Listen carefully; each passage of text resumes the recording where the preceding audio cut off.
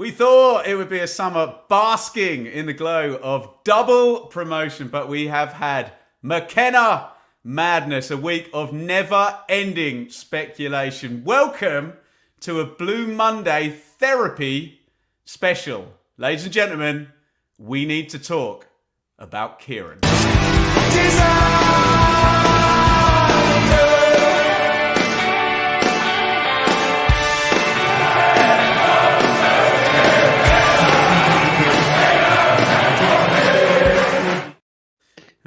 Joe, what a week. Yeah, it's been mentally draining, hasn't it? After the build up to the last game of the season, the last few weeks where I feel like I just wasn't getting anything done because all I was doing was thinking about the games. Now I've just managed to replace it with just thinking about who our manager is going to be on the first day of the season. So I'm still mentally drained. I'm still getting nothing done. Craig, what's your screen time been when you've gone into your iPhone reporting this week? Whatever it is, if my bosses ask, it's about 25% of whatever it says on the screen. Can I just say, what a sad indictment of the Friday night pub scene in and around East Anglia. The amount of people that are currently in the chat and talking. You should all be out enjoying yourselves. What a beautiful evening it is. Nice and light.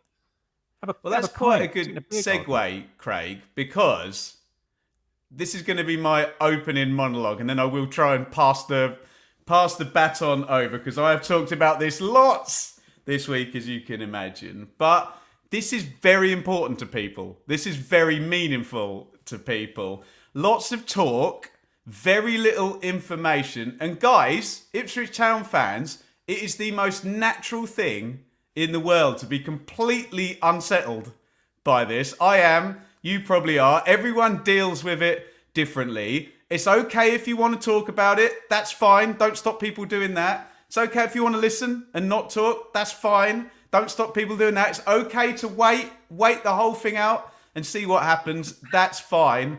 Let's just have respect for how everybody deals with it. There is no right or wrong way. We're all on the same team, Joe.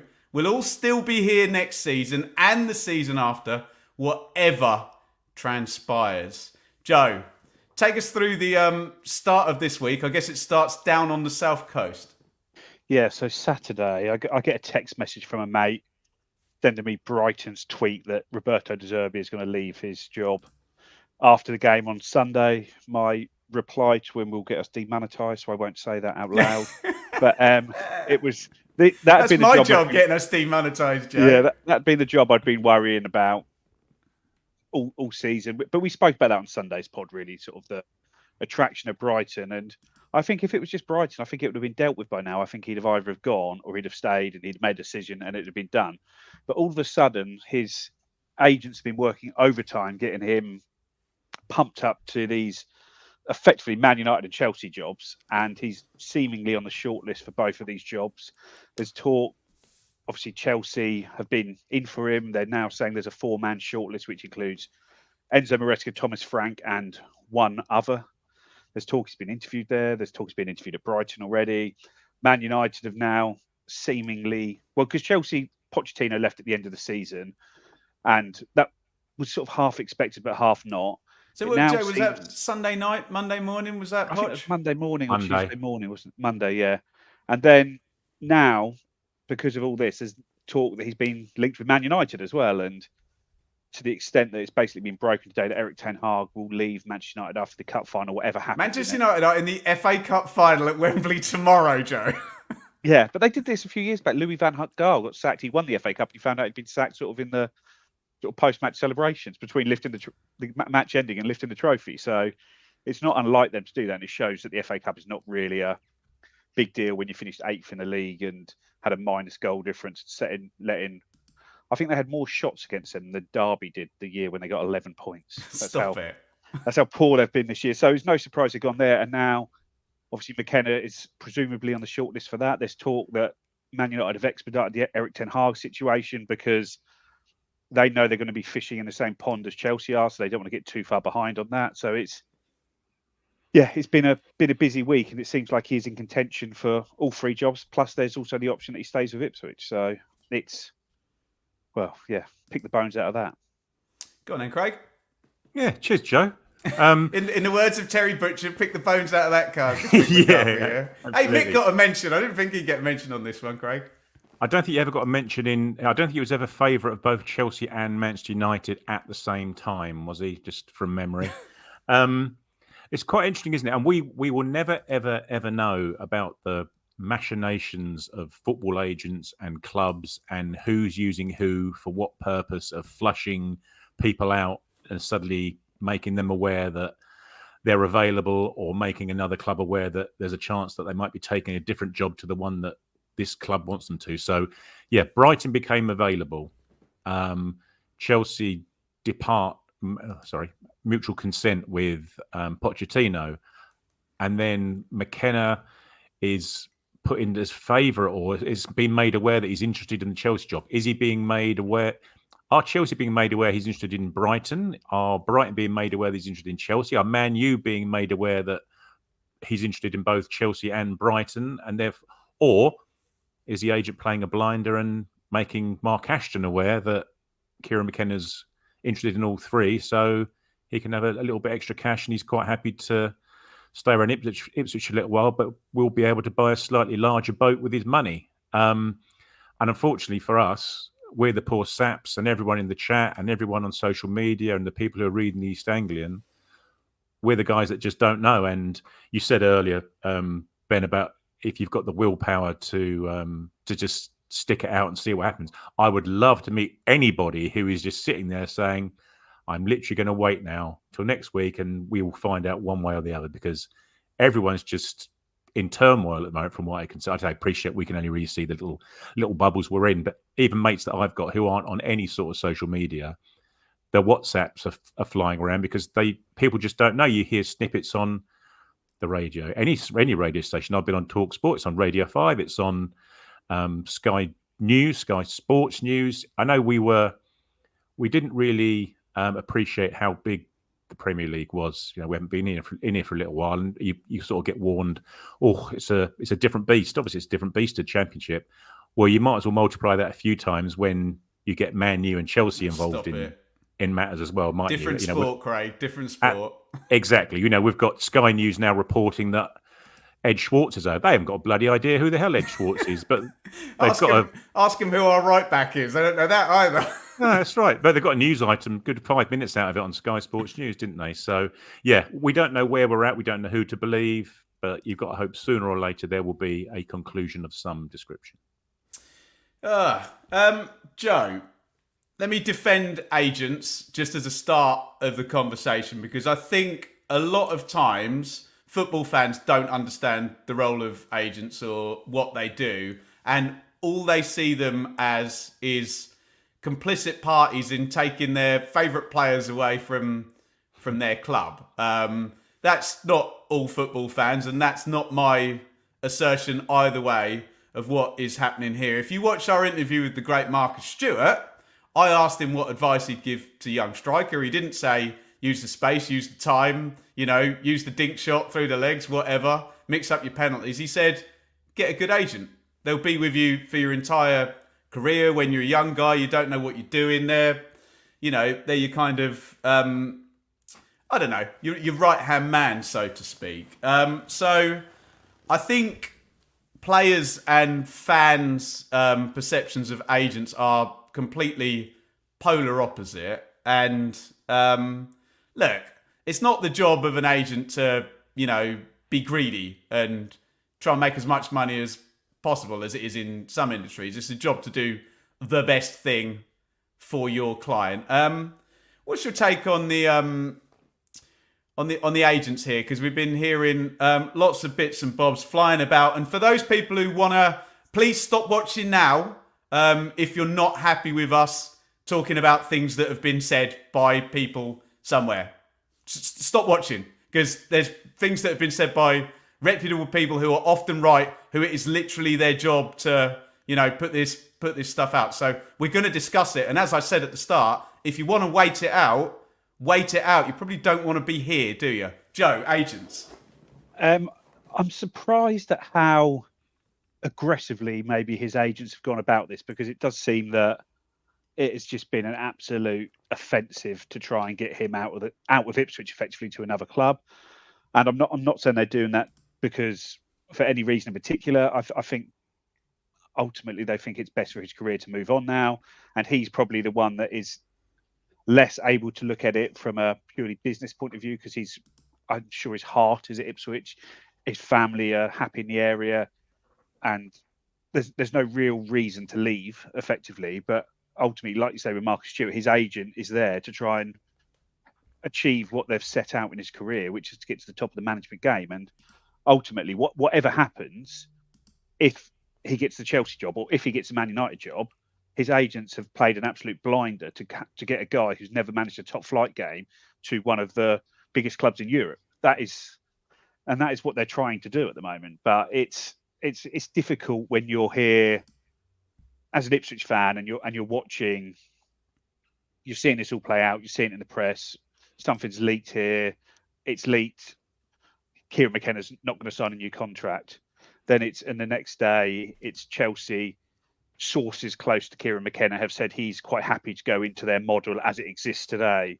When you go into Man United, sources close to McKenna have said that he's very interested in Man United job and he's waiting for that. And it's everything that's coming out in this whole pursuit is from the other end, if that makes sense. None of it is from Ipswich coming out. None of it's in our interest to get it out there. So it's all coming from either the other clubs or his camp. And with the way it's gone, it doesn't feel like it can be anyone but his camp putting this out there. And like I say, what they say, agents handle the talent, talent doesn't handle the agents. So the agents do what they think is best to get their client where they want to go. And ultimately, if he gets a Man United job or if he gets a Chelsea job, they can say, look, you might not have agreed with the methods, but the ends have justified the means for him. So we're in that situation, but who knows where it goes from here? Because I look at it and I look at Manchester United and I see their squad and I look at Thomas Tuchel and Mauricio Pochettino available, and I think you've got to be barking mad if you want to appoint Kieran McKenna ahead of these guys. And I think Kieran McKenna's done a better job as a football manager over the last 2 years. And it's not me saying I think he should stay at Ipswich. I'm just saying if I was a billionaire owner and I've got that club, which is a mess, I would be looking for some experience to try and turn that ship around over the next couple of years before looking for this long-term plan. And Craig, the stupid thing with the agent's role in this is we're very much in crystal ball territory here, because you, me, Joe, everybody in the chat, Kieran McKenna, Mark Ashton, his agent, nobody knows what's actually going to turn out to be the right move. The right thing might be to leave Ipswich and go to another club. That might be the best thing for his career right now. The right thing might be exactly the opposite. He might get chewed up and spat out at a big club. The best thing might be to stay, but we don't know the answer to that question until one or other of those things is tried out in the universe that we live in.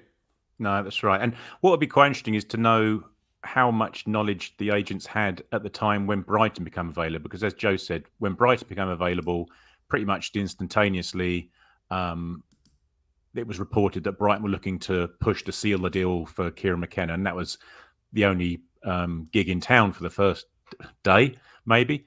Then Pochettino loses his job. Do his agents now think, Kieran, we might have another better opportunity for you here. We're going to try and get your name in and around the Chelsea circles. We'll put Brighton on the back burner.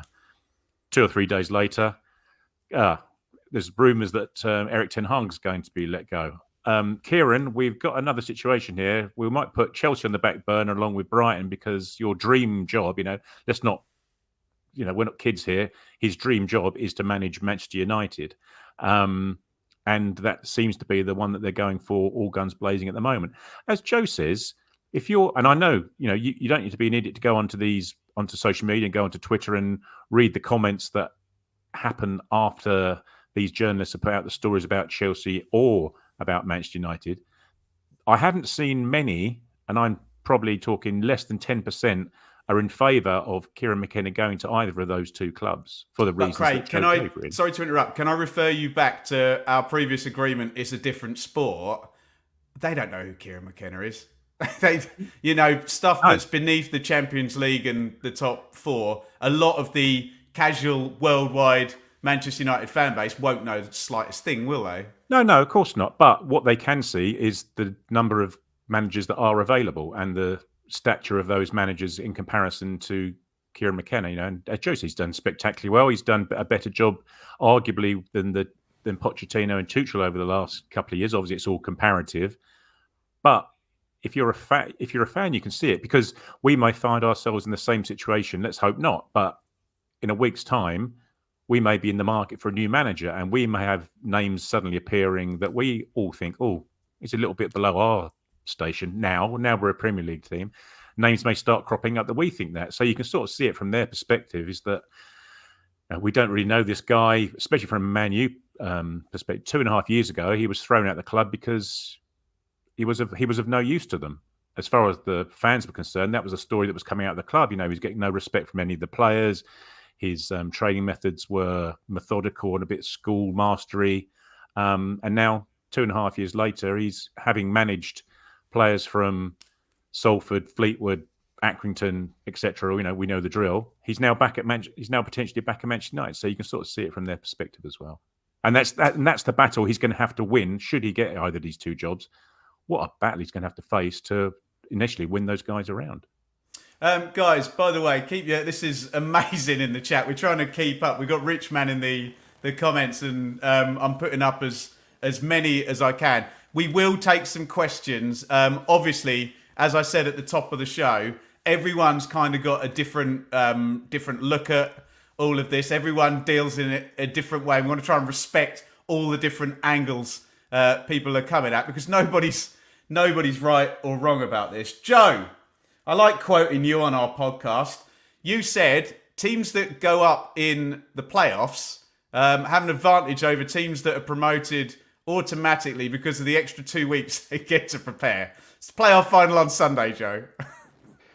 I guess it's still true to an extent, because ultimately Kieran McKenna could stay as the Ipswich manager. It sounds that by all accounts he's still working. He's still in every day, still preparing for the new season, business as usual. So we're working on a set of targets for sort of transfer targets for the season. Plus we've been able to start all the stadium changes, and there's a sort of hell of a lot we need to do on that account. So yeah, I think that we've got an advantage. I guess the only issue is if the manager changes, it throws everything up into the air. But I'm sure Mark Ashton is already getting his ducks in a row with regards to a management hunt, because you just have to be prepared, don't you? And obviously it's a massive spanner in the works for our season. But the only fortunate thing is we are May the 24th and this is happening.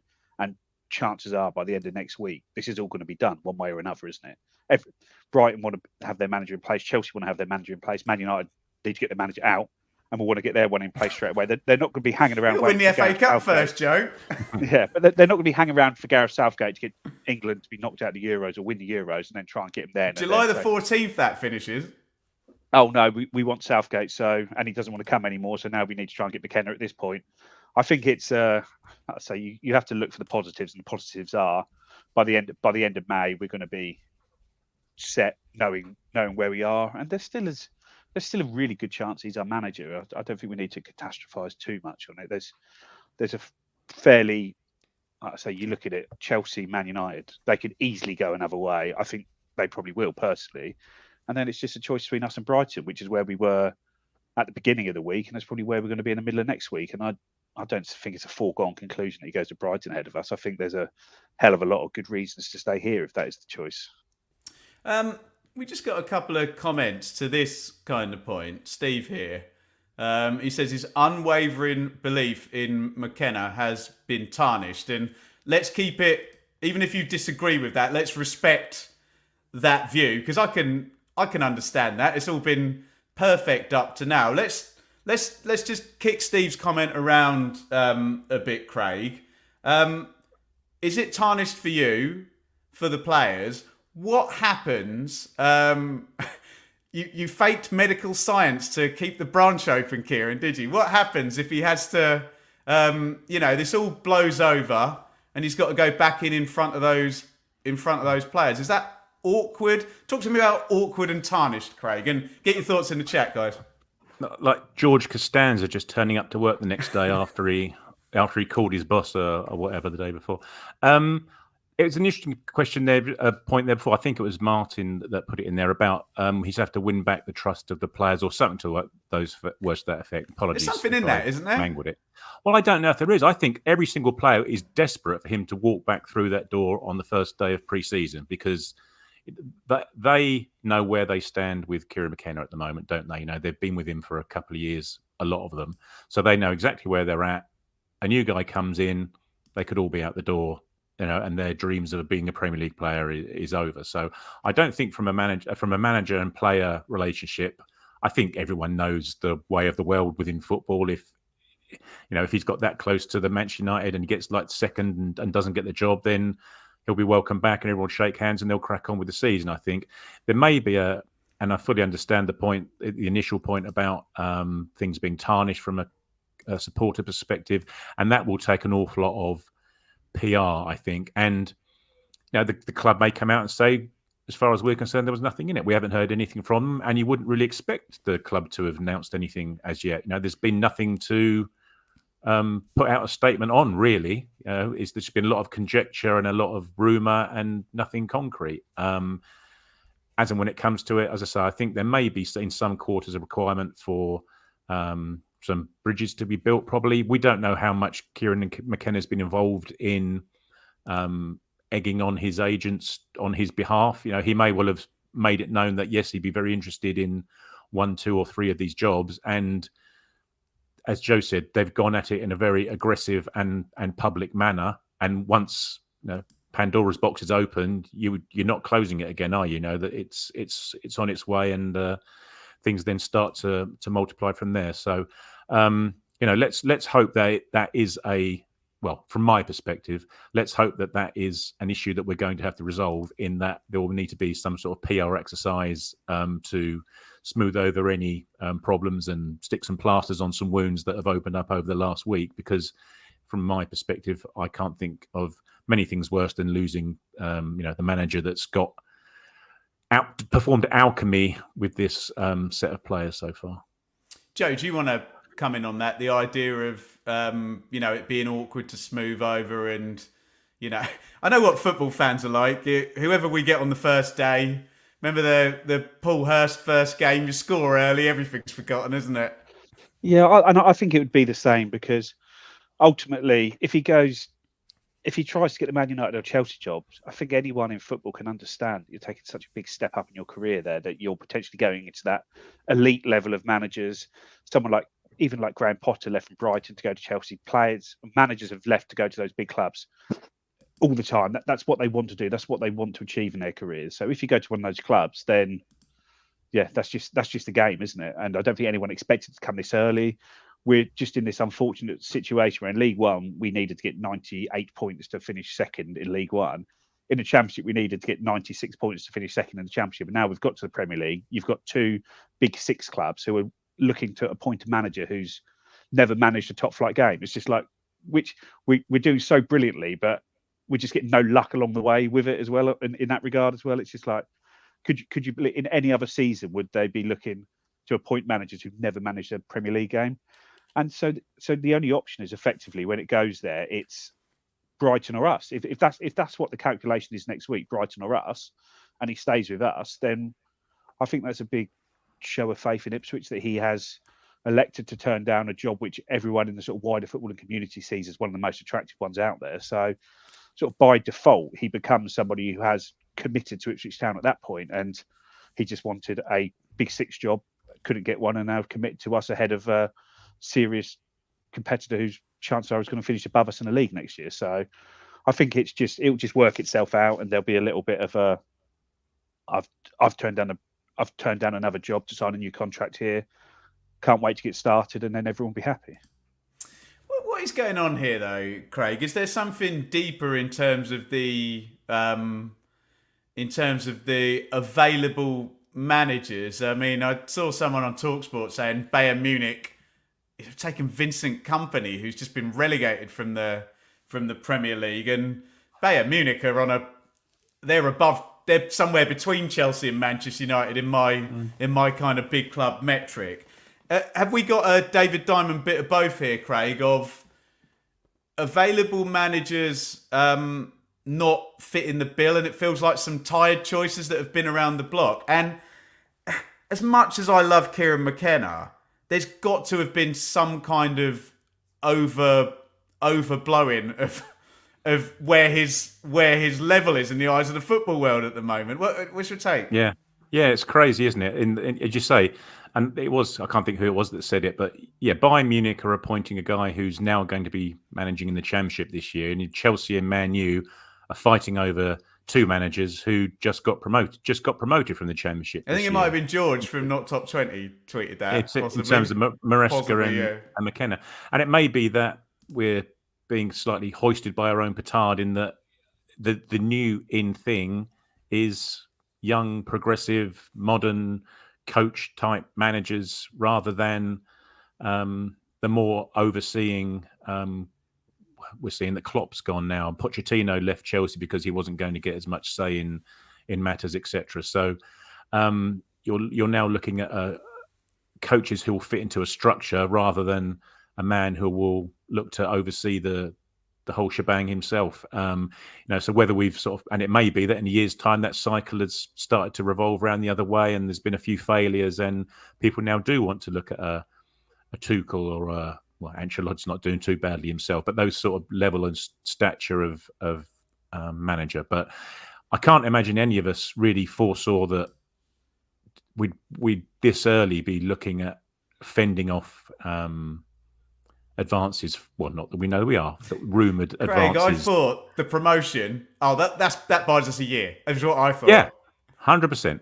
And you might have thought, well, yeah, if De Zerbi does leave Brighton, then that would probably be the highest echelon of team that you'd probably need to fight off, because there's no way in the world someone like Manchester United or Chelsea are going to be sniffing around us just yet. Because by virtue, as you said very earlier, Ben, these guys got no experience of managing in a game higher than the Championship, let alone Europe, etc. Albeit he's been on the bench. So, yeah, I think we just sort of found ourselves in a situation, as Joe said, about having to win two leagues by scoring pretty much 100 goals and 100 points for 2 years running, that we're now finding ourselves in another situation where we're fending off two pretty massive clubs who all of a sudden decided, actually, we've got no qualms in hiring a guy who's never managed in the Premier League.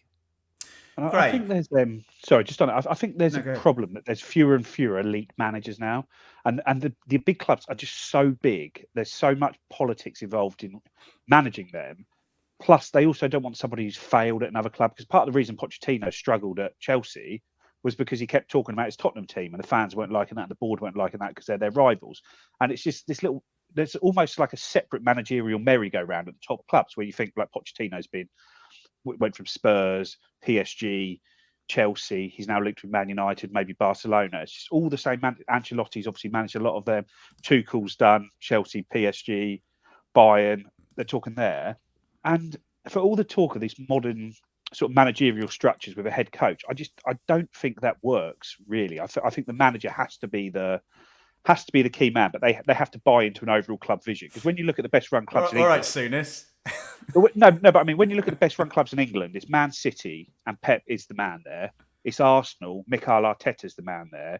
It's Liverpool, Jurgen Klopp was the man there. I'm not saying they're Alex Ferguson where they run the whole club. They run their part, but they are the figurehead of the club, and everything sort of reports into them and around them. They have say in transfers. The transfer teams go off and do all the work, but they come in and sort of have the say at the end. And I just don't think the structure that Chelsea want to do, that Man United want to do, of just having a head coach in there works, because I think the players have too much power in that situation, because they know if things go wrong, you're just going to get the sack and we'll get someone else in.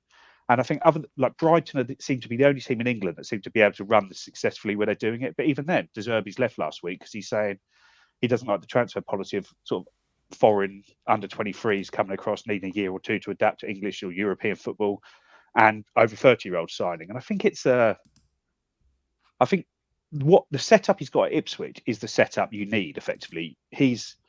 We've got a recruitment team, we've got an analyst team, we've got a good CEO, we've got a academy team, we've got a performance team, and he feeds into it. But he's the standard set. He's the guy at the top. Everyone looks up to him and respects him, but he's not irreplaceable in it. But he is the key, and I just don't see going to Brighton as the step up to where you want to get to. He might want to be the Man United manager because he's a Man United fan, but really he should want to be the Man City manager or the Arsenal manager or the Liverpool manager because they're better clubs at the moment. And him just going to Man United isn't going to make them a better club, isn't going to catch them up there. They need to catch up with their structure, and and the way they're doing it isn't the right way for me. Let's talk about loyalty. I'll stay with you, Joe. Where does it begin and where does it end? Because if you told me when we were losing to Fleetwood and Barrow that any manager was going to come in and go back-to-back promotions and we'd be in the Premier League now, I would have said there and then they can do what the hell they like when they do that. But obviously you get attached along the way, and there's a certain, like the Birmingham job's up now, and Birmingham might give someone a chance at what is a big club in a league that they should get out of to get their career going. So there's a certain amount of loyalty and money that we've given Kieran McKenna to do this job. And just on the back end of loyalty, if McKenna stayed with us, if there was no links, we got relegated, the next transfer window didn't go well, and we were struggling in November of 2025, there would be calls for him to be sacked. So then the loyalty goes kind of the other way, doesn't it? Where are you on who's loyalty to who, and does it count for anything, and who can cash it in? I think generally the only loyalty in football is between the fans and the clubs. That's where the loyalty stops and ends. And as much as Kieran McKenna has been given an opportunity at Ipswich, he's taken this opportunity with both hands, and his career wants to go one way. He's seen his friends, his fellow coaches, his peers in the game have come in, and they've been given an opportunities, and they haven't taken them, and they've been sacked. Someone like Joe Edwards at Millwall, he gets given an opportunity, he struggles, he gets sacked, and that's the end of it. That's probably his managerial career. And where will Joe Edwards for a few years come in again now? Yeah, after and that, so yeah. It's just and he's a player who was 21 years old, really highly rated, had a ongoing hip injury, and was discarded as a player while people went past him. Football is the most dog-eat-dog industry out there, and these guys, I know he's been a coach for a long time, but these guys, yeah, and podcasting, but these guys have been in it from when they're 7, 8 years old. They're signed up at clubs at that age, and they're 9, and their best friend gets injured for a year, and then he gets released from the academy, and then they go from there, and then they're 16 and they're the best player in it. But then 2 boys get brought over from Ireland, and then all of a sudden they don't play any more games because they've given these Irish boys a 3-year contract and they've only got a 2-year contract. So that's where the priority goes. And it's still one of the only industries which is very, very, I'm sure there's a little bit of nepotism in there, but I think the nepotism in management is if you're a big name player. That's the sort of the equivalent of a nepo baby in football, big name player like Vincent Kompany getting a Bayern Munich job. But ultimately, it's probably one of the very, very few absolute meritocracies still going, where your connections aren't going to get you anywhere really, other than achievements you've had in the game, sort of thing. So he's a guy that is fully aware of this. Like Martin Pert, his assistant, has been around the world. He's having to go there. He's having to manage in America. He's having to do this just to get this opportunity. And this isn't. It's like those when they show that picture of that iceberg of what you're seeing, and then you see below it all the things that have gone into that, all the sacrifices they've made, and that they've got to do what's right for them. And it's just trying to ensure that the conditions are here for him to stay, to be right for him, to make staying the right decision. Isn't that's what Mark Ashley was desperately trying to do. That's why Ed Schwartz has come over this week, I assume, to try and get this contract to Grange, try and say where that is. But yeah, we've got to show him that staying here is the right option. That's all we can do. We can't tell him it is. We have to show him. Have you got anything to add on the loyalty thing, Craig, or shall I move on? No, I just covered it. We know where we're at with players. But someone did actually mention about Bobby Robson. Bobby Robson did almost leave for Everton, didn't he, in the 70s, and would have done if, was it John Moore hadn't made it public. So, people move on for better, larger jobs. We'd all move on from our odd job if we were given 7 times the salary to go and work for our favourite ever company we've supported since we were a little boy. So I don't think there's too much to say about that. So Joe just mentioned Ed Schwartz. That does actually seem to be some information that is information in this week of not much information and a lot of talking. Does that mean anything, Craig, what are we doing? Are we getting everybody around a table? I don't know. Does that fill you with confidence or dread? I think, isn't it quite interesting that Ed's come all this way to have whatever conversations he's having, and you'd think that those conversations could have probably been held in one of the rooms at Portman Road if they wanted to, that did or didn't have a window in them, maybe. As it was, they decided to pop down the Salt House and sit in the most public window right next to the walkway there, just in case someone happened to be going past and taking a photo of them. Yeah, it's an interesting one, isn't it? Because you would have, unless Ed wanted to see the whites of his eyes, we're only assuming this is why he's come over, aren't we? We don't know for sure. It might have been come over to talk about construction and planning on the ground and bits and pieces like that. But it does seem a little bit coincidental that he's here. And again, it's a conversation that can well have happened across teams or whatever it needed to. But you would have thought that things have got to a certain point in time where the money man needed to come over and see the whites of Kieran McKenna's eyes and potentially just see what on the wall in that conversation. But you would think how much can he say to him that he doesn't already know? Kieran, we will give you another X amount, £1,000 a week to stay with us. He knows that. It's that isn't going to be the reason that he stays, is it? I don't think. The money's not going to be the issue, I don't think, to make him stay. Joe, on Ed's thoughts? Yeah, no, it's. I think it'd probably be as much about trying to thrash out a agreement to stay, find out what he wants, not just financially, personally, because I don't think that would be the driver for this decision. The driver will be the opportunity, and it's showing him what we're looking to do this year, transfer-wise, what the future holds, where we're looking to invest, how the stadium's going to go. Basically, but he knows that, doesn't he? He knows that already. He knows. Well, he might not know the transfer budgets and how much we can do. Is there a way we can stretch it? How much does he want us to stretch it to make it worth staying? Like, what does he think he needs to do to get what he wants to stay here, to make us more likely to be safe from relegation? It's just trying to work through what he wants to stay here, isn't he? And is that something we can offer? Is it effectively, if Man United offer him the job, he's going to take it? If Chelsea offer him the job, he's going to take it? And if Brighton offer him the job, we need to have a conversation to see why we can be a better option for Brighton than him going forward. Are we under the assumption here, I haven't read Kieran McKenna's contract, that either what was negotiated last year was if this is met, you can go, or if you meet these particular targets, one of them might have been get us promoted to the Premier League, you can go. Are you under the assumption here, Joe, that McKenna and his agents have just got all the power in this now? Well, it sounds as though it's been reported that it was £4 million release clause. It's been reported since that when we went to the Premier League, that went from 4 million to 6 million.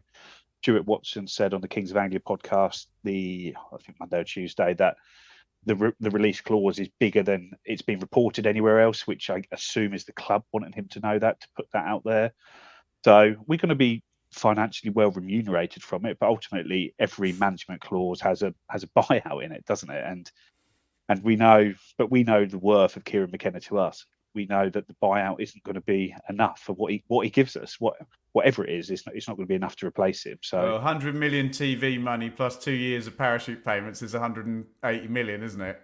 Yeah, that's what he's netted us for his performance last year, essentially. And that's why, effectively, contract-wise, money isn't an issue for us to give him the contract, because we can give him a £5 million a year contract, guarantee it for 4 years, and that's basically going to be covered at the very worst. There's going to be 1 year out of that isn't covered by a parachute payment or a TV money. So we're in a position where financially we can give him exactly what he needs personally. But I think this shows that it's not about personal finance; it's about opportunity and where he wants to go. And we've got to do everything we can to get him there.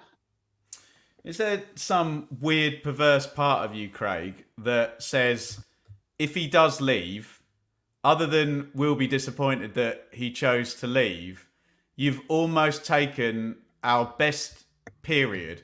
It's a bit like my favourite TV show when I was a kid, Nightmare, ending, because it could have gone on and got slightly tarnished in my mind. But get some comments about Nightmare, hopefully, in the chat now. Yeah, I was a nerd, still am. Is there some perverse part of you that says if he does go, he leaves and what he did was near perfect? What in terms of the timing, from a timing perspective, Faulty Towers, 12 episodes and get out exactly. of town. His run, other than, he's gone, was perfect, and leave it as it is. Yeah, possibly, but I just think it will be tarnished, won't it? If he does happen to leave, I think it will just be tarnished by the last week or fortnight, however long it happens to play out over, and the ways it is. But as we say, we don't know how much he's been involved in this. But as Joe said at the very beginning, it's just the aggression and the public way that it's panned out, because you would sort of expect it to happen. If the guy was out of work, you'd expect him to be hawked around all the various clubs. He's available. He's not out of contract. He's got a contract with a club and getting paid very nicely. Thank you. Yet we're still seeing it everywhere, that all over social media. And that's another one of the points as well. Just to refer it back to, is people saying, "Oh, Mark Ashton told us not to listen to or read social media." Well, it's gone a little bit further than social media rumours nowadays. That's outstanding from Mike in the chat. We're not going to read that on the podcast feed. You've got to click on YouTube. Comment of the week, that one from Mike. Carry on, Craig. Sorry, I'm in charge. That's right. What was I saying? I put you right off as well. I'm so sorry. Yeah, you have. I can't remember. Oh no, yeah, about social media. It's not social media. It's The Athletic. It's the Times. It's the Telegraph. It's the Manchester Evening News. It's people who have got connections into these clubs, and serious journalists who've got connections. They into these clubs don't tweet stuff, Craig, if they're going to be humiliated by it being totally wrong. A lot of them, and I know people will now go in the chat. Oh, no, I said this 3 years ago and it was wrong, but they really don't want to do that. Yeah, exactly. Right.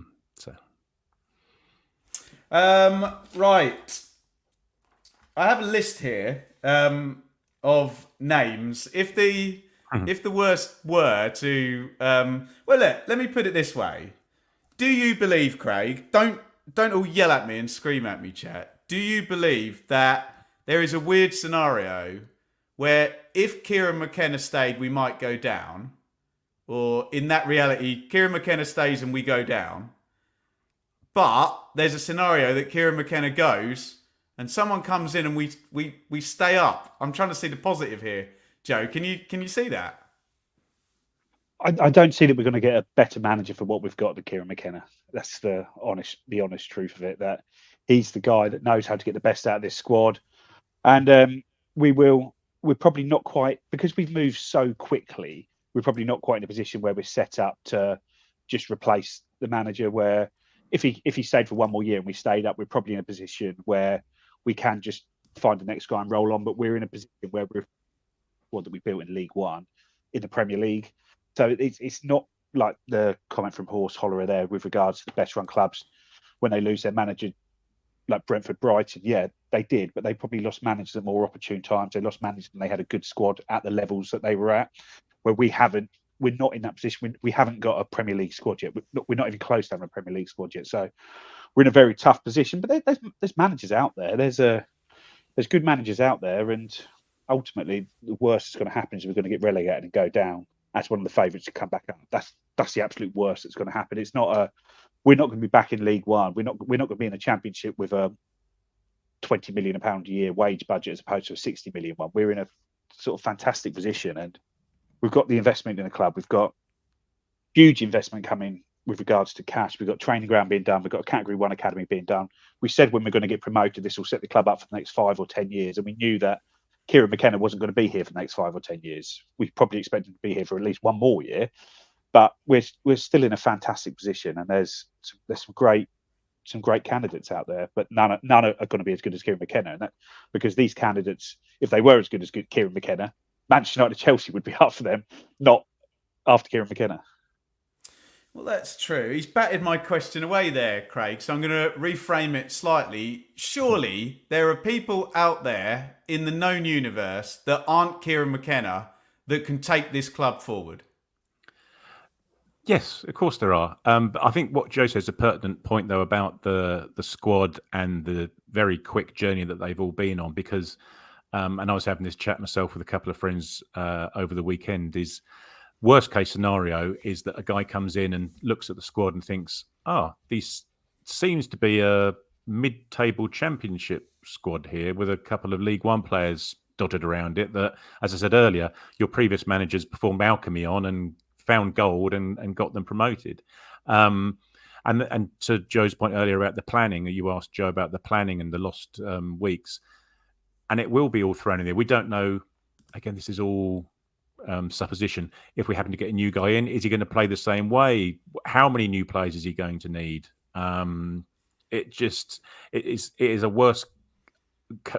From a timing perspective, if it does happen, I think you couldn't think of it being a much worse time just to get in that first season in the Premier League when you haven't been in the Championship for 2 or 3 seasons. Like you were talking on a previous pod, Ben, about Luton, who were in the Championship for a couple of seasons, and then they were in the playoffs for a couple of seasons. So by virtue of that, they had a slightly more robust, solid, albeit not a Premier League squad, but probably a more robust squad than we've got at the moment. It's just going to take a lot more. If a new man were to come in, it's going to take a lot more maintenance and rejigging than if Kieran McKenna stays. Well, this is why I hate myself slightly, Craig, because I literally wrote down, before you said that, I wrote down sharp rise, because one thing I say, having studied the Championship, is, don't shoot me, it is based on lots of evidence that in football, you're far better off being Luton, survive mid-table, playoff, Premier League, Brentford Brentford a bit weird because they got in the playoffs and then they went on the gradual rise. But my rule, and I'm sticking to it, is a sharp rise is normally followed in football by a sharp fall, which does make it such a vital appointment now if he does go, Craig. Yeah, no, absolutely. But as I say, we don't know. But what I think you probably can see, and I think Martin mentioned it there, that exact point, is that the job needed now is possibly needs slightly more pragmatic manager. I'm not saying that Kieran McKenna could not do it. Please don't get me wrong. But if you were to have that choice now, you probably wouldn't go for quite a gung-ho manager. You'd probably be looking for someone who maybe does have a bit of Premier League experience, because your players don't. You may need to substitute the Premier League experience that's lacking in your playing staff by the manager who's been there for a little bit longer, maybe. So what you're saying is, get a bit of luck as well, don't you? You might see Nottingham Forest with an FFP deduction. You might see Everton with an administration deduction. You might see Leicester. You might see Leeds come up and have one. You just, all you've got to do is just get over that 18th first year. You've just got to finish 17th or above in the first year. You look at Brighton, everyone says how well run they are. The first 5 years in the Premiership, they finished between 15th and 17th. Those three places by the relegation stuff, they just did enough to get there, because some years one team would fall off a cliff over there, and you've just got to stay there. That's all you've got to do, and it's not easy, but there's a way of doing it. It might play into our hand. Sorry, Ben. I say there's a great point by Paul there, who said about it's being a tougher appointment than if you were in the Championship, and potentially it would be, because all of a sudden in the Championship you're looking at a Roll or a Corberan or a Carrick. I'm not saying we wouldn't look at those should we have to in a week's time, but it's not as a risky appointment, and they've got more of a CV behind them at that level. Yeah, I'm not saying it, but because the chat will go after me. But exactly what you just described, and we'll leave it at that. Yeah. Right, guys, I've been wanting to do this all show, and what I need you to do is be so honest. Be honest with me. Head over heart, please. I need you to type one word into the chat, and we'll get Joe's take, and we'll get Craig's take. So the question to you: if you were Kieran McKenna right now, and you had the choice next season of managing Ipswich Town, Brighton, Chelsea, or Manchester United, and you could only write the name of the club, Ipswich, Brighton, Chelsea, Manchester, and be effing honest. Don't just say you want him to stay at Ipswich because that would make your heart feel nice. What would you do? See, look, people already get right. Stay, Mark, Ryan, Toby, wasn't one of the words. You need to write down the name of the team. Help me out, guys. Right, I'm going to click these up. Write the name of the team, given the choice of those four, you would like to manage in the Premier League next season. If you write the word stay, that's now a blockable offence. So delete it. Who wants to go first, Craig or Joe, answering that question?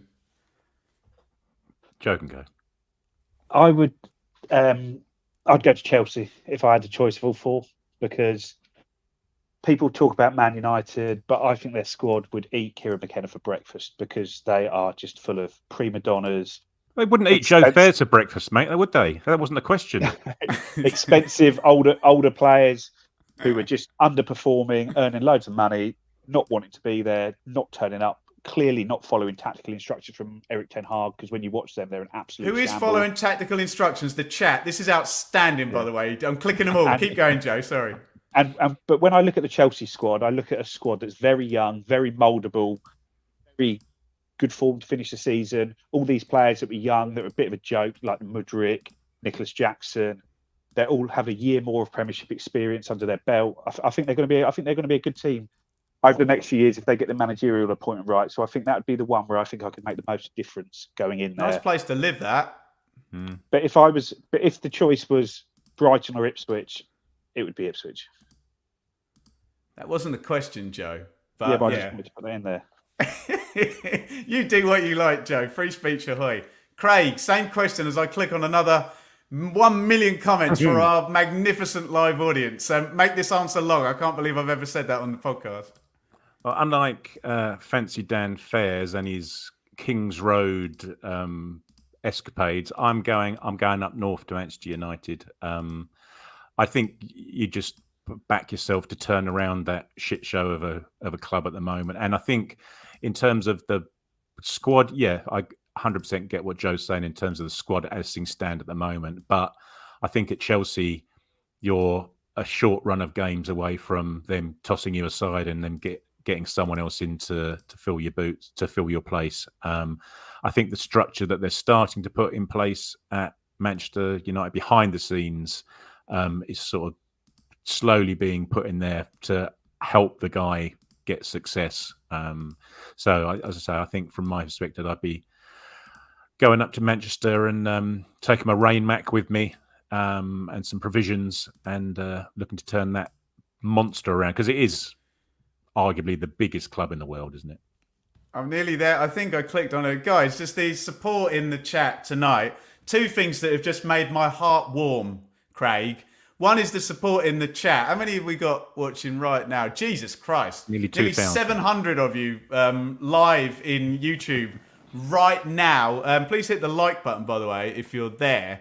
And the other thing is, it does feel like a lot of people... I know we shouldn't joke about the 7 stages of grief, but we're using it as a model, you know, to kind of filter our understanding through. It does feel, Joe, like a lot of people have reached the acceptance level that it wouldn't be the most unreasonable thing for a 38-year-old who's never managed in the Premier League to want the Man United, Chelsea or Brighton jobs, right? No manager turns down those jobs today, especially from the situation they're in. People might say, "Oh, you shouldn't do it. They're a basket case club," but every manager has confidence in themselves that they're going to be able to turn around these basket case clubs. Otherwise, they wouldn't be where they are. They wouldn't have beaten the odds to get to where they are to do it. So it's a no-brainer to go to those clubs. And what's the worst that happens? You go there. If you went to Chelsea, had a year, finished 5th, got sacked, and everyone would say, "Oh, it's Chelsea. They sack you anyway." Your reputation isn't even. I just think it's just one of those. It's just one of those things that if his agents and himself have managed to get those two clubs interested and willing to offer him the job, then fair play to them, and you just have to hold your hands up. But my view on it, and it's been my view for a few days, is I don't see Chelsea offering the job, the Man United offering the job. I think it will come down us and Brighton, and that's where I think we'll be. Interesting. Very, very interesting. Right, guys, sorry. I asked you about 30 minutes ago if you had any questions. Lots of people put questions in, and I read none of them out. Hopefully we've covered a lot of the things that you were asking back then. We've got 5 minutes before the hour's up. If you do fancy sticking a question in, throw it in there. right now. At the end of this podcast, Phil, do you reveal the actual Kieran McKenna decision? Yes. If you wait here and if you super chat, you'll get the actual Kieran McKenna decision. But yeah, get any questions in, and hopefully this has been some help to you. Like I say, in a week of lots to talk and not a lot of information. So this is the point, Craig, where I need to ask the audience again, just to keep calm. We all want Kieran McKenna to be the Ipswich Town manager, and what tends to happen is if you suggest a name, people start screaming at you very loudly, and the guaranteed way to get them to shut up is to say, okay, who would you have instead? At which point they go deathly silent, or talk about Alan Kirbishley maybe. But I suppose the big calls have been Rob Edwards. There's been lots in that. And I, like you, Craig, I know people will say, oh, he's counter-attack, oh, he's a bit dour, blah, blah, blah. I like Steve Cooper, but, and this is all very hypothetical, guys. And if you're going to get triggered by this, please go for a walk now, Craig. Yeah, as I said before, I think from my perspective, looking at the squad that we've got and the level they're currently at before we've made any transfers, etc., just the lack of, we just need somebody within the club with some real Premier League experience. So I know people have said about Graham Potter. If Graham Potter's turning down Ajax, I don't know if he's currently who the hell looks at odds and creates their argument off of that. But he's currently the favourite, I think, for the Brighton job, so he may well end up there. But a Potter, a Cooper, that type of manager who's been in the Premier League for 2 or 3 seasons, knows what it's about. Fantastic. If we could have got Danny Roll or someone of that equivalence, then so be it. And I saw John Heitinger, I think, was mentioned earlier today, who's just got the boot from West Ham, along with Kevin Nolan and a few backroom staff there. He's another guy. He was actually, I think, at Ajax, was he, Joe, or PSV for a few months when they were looking for a manager. He sort of caretaker managed them for a little bit. So I think from a romantic perspective, it would be nice to have someone completely left field who comes in and we can all get excited about. From a pragmatic rather than romantic perspective, then I'd probably look at a Steve Cooper, I think. Mate, I know people think Swansea was really quite defensive and give the ball to Andre Ayew. I saw that Forest team in the flesh, and I'm going to do a name drop because I do one every episode. I spoke to David Johnson, whose son happened to score in the game after the playoff game, Forest against Sheffield United. They were so good. They were really, really good. I know they had Jed Spence and Brennan Johnson and Keenan Davis. They played a beautiful counter-attack, lethal game. Really enjoyed it. And as you were speaking there, Craig, the stupid thing about all of this is Johan Cruyff and all of the great players in Ajax. The stupid thing with where the Premier League is now, I bet the 3 promoted teams will have a bigger transfer spend than Ajax. So I know you joke about Graham Potter turning down Ajax, but we've seen the stats where bottom 5 Premier League teams spend more than the top teams other than Bayern Munich, Real Madrid, and in Germany and Spain. Who's on your list, Joe? Yeah, I think Steve Cooper's a good shout. I think the fact he managed to keep Forest up with all the shenanigans there, with working under their own thing. If you can do that, you can manage with.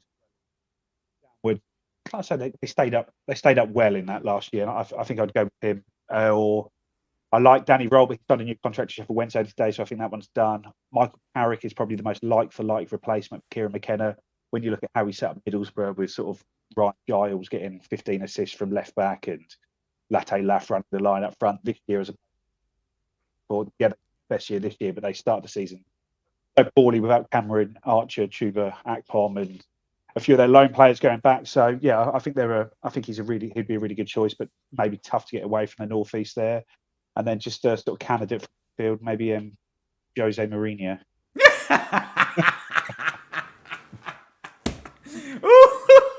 I think that's a great place to end the podcast. Now, we had a long chat on our fabled Blue Monday WhatsApp group this morning where we were like, Well, we planned to do the season review stuff at the weekend, and after a 30-minute dialogue between all of us, we were a little bit like, no one wants to talk about that at the moment, do they? So the plan is right now that we're probably going to start our season review stuff on Sunday. That is very much under review, pending any news at any point over that time. And the idea is that we've dealt with all the Kieran McKenna stuff, and agents don't go to work. It's horrible, horrible people, agents. They don't go to work over the weekend anyway, Craig. So nothing's gonna happen at the weekend. So the idea is that we'll be back across with the first part of the season review. This is hard for us. We'll go for the Sunday morning papers, shall we, on Sunday night? There might be a couple of stories in there.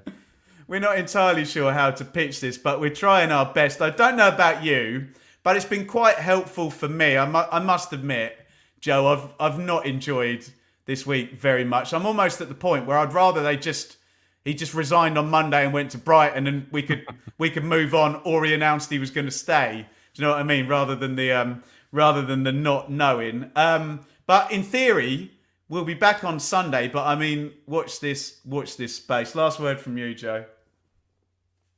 Keep the faith that this time next week it should all be over and he could still be our manager. And if it does, we're in a fantastic position for next season. And even if he doesn't, we're still a Premier League team. We're going to be very attractive to managers. We're not going to be struggling to recruit someone. We're going to have a lot of applications, a lot of people wanting this job, and we're in a great position. But one word, or two words: please stay.